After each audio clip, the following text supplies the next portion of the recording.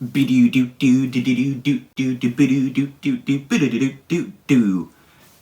and welcome to the inaugural episode of News Cycle. Now that's going to take a full 15 minutes to edit, and if that doesn't deserve a like and a subscribe, I don't know what does. So Cameron, what's this interesting new series you're starting on the channel, I hear you ask? Well, to that I say, it's just going to be sort of a weekly look at the news and just things going on in the world of rock, alternative, indie music and all that. Just sort of look at what's been going on, have a bit of a talk about it, and get your opinions, get my opinions, and we'll have a bit of a chat down in the comments. I mean, that's all presuming that this gets more than 5 views. If not, I'm probably just going to bin off this whole series. So, to start off this week, we're going to be looking at the Brit Awards. It was quite an interesting show. This was actually the first time I've ever sat through a full Brit Awards. Normally I just watch the highlights on Twitter, but I think it was interesting enough to stick around for the whole thing this year. Lots of political and social issues brought up throughout the whole awards evening. Now, some people really liked that and really supported it, some people really hated it. I guess it seems to really fall along the lines of whether you support the issues brought up or not. But I like to have politics to do with music. I think it's good when you have a big audience to use that to raise issues that are very important to you. So I'm personally all for it, but I certainly know why some people are against it, especially when some of these celebrities come across as a bit of an idiot. That you don't really think they should be having too much say on politics. But I think everything we saw tonight, they came across well. We got a few different artists performing throughout the night. My 2 personal highlights were definitely Dave and Stormzy. Now let's go on to the awards and who actually won some of them. So we got Dave winning Best Album, Lewis Capaldi winning Best New Star and Best British Single. Mabel won the Best British Solo Female, Billie Eilish won the Best International Solo Female, Tyler the Creator Best International Male, Stormzy Best British Male, and Foles were the Best Group. Now they may not have all been my first choice to win the awards, but I think everyone there is very deserving to win an award that night. As well as the Brit Awards this week, we also had the Nme Awards. Now I can't really talk about that without mentioning the Slowthai incident. To put it lightly, he's just a bit of a clown, whether you're a fan of his or not. It started off with him having a bit of an altercation with Katherine Ryan. There's various debates online about whether it was a sexual assault or just him being a bit of a pillock. Katherine Ryan herself says that it wasn't a sexual assault, or seems to be implying that, but a lot of people aren't happy with her saying it was, and her saying it's not is damaging the cause. She seems to view it more as just friends having a bit of a argument or go at each other kind of thing. But then Slowthai also threw a glass bottle into the crowd and tried to fight people, so he was taken out by security. Now in response to this, he's fully owned up to his actions and he's given his ironically named Hero of the Year award to Katherine Ryan as a sort of apology action. Now ideally he wouldn't have done anything in the first place, but I think the way he's accepted full responsibility and given her the award instead of him, I think is the best thing he can do after this has happened. Well, is Slowthai cancelled? I don't think so. There's a lot of calls about it on the night, even people saying he's going to get kicked off Reading and Leeds Festival, but I don't think that's going to happen. While what he did wasn't good, I think we've seen artists such as Chris Brown do far worse things and they still come back from it.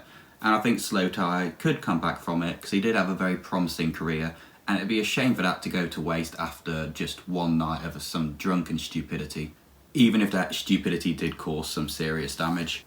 I guess it's really up to you whether you want to keep listening to him afterwards or not, because I think the whole idea of someone can be universally cancelled is a bit dumb anyway. There's always going to be some people that still like and support someone even if they have been Twitter cancelled. So on to the actual awards that evening. First of all, we have Foles winning Best Live. I think they fully deserve that. I've seen them a few times and they're amazing live. We also have The Cure being Best Festival Headliner, Easy Life being the Best New British Act. I think they fully deserve that. They're going to be a big name in a couple of years. Ladbroke Grove, AJ Tracey winning Best British Song, not a surprise. Bad Guy, Best Song in the World, not a surprise. Lil Sims, Best British Album. I haven't actually listened to that yet myself, but I know it's very critically acclaimed, so I do need to get round to actually listening to it. Lana Del Rey, Best Album in the World. Again, that's one the critics really loved. I listened to it. I thought it was a bit meh compared to her old work. I thought that was a lot better myself. FKA Twigs, Best British Solo. My Guilty Pleasure, Taylor Swift winning Best Solo Artist in the World. 1975 winning Best British Band, definitely well deserved. And a bit of a pleasant surprise for me, Slipknot winning Best Band in the World. I thought it was a bit of a surprise to have such a heavy metal act winning there at a very pop and, well, indie pop dominated awards show. And we also had Arctic Monkeys with AM winning Album of the Decade, which I also said on Twitter a couple of weeks ago. Maybe you go follow me, probably you won't. But anyway, that's Rock Cycle with a double underscore. Sometimes I tweet. Yeah, that's about all I can say about it. And in more depressing news this week, we also had Elton John leaving the stage crying in Auckland after being diagnosed with walking pneumonia, which I definitely haven't pronounced right. Now, at the time, he had been playing for almost 2 hours, which is longer than your average concert, but he cut the show short.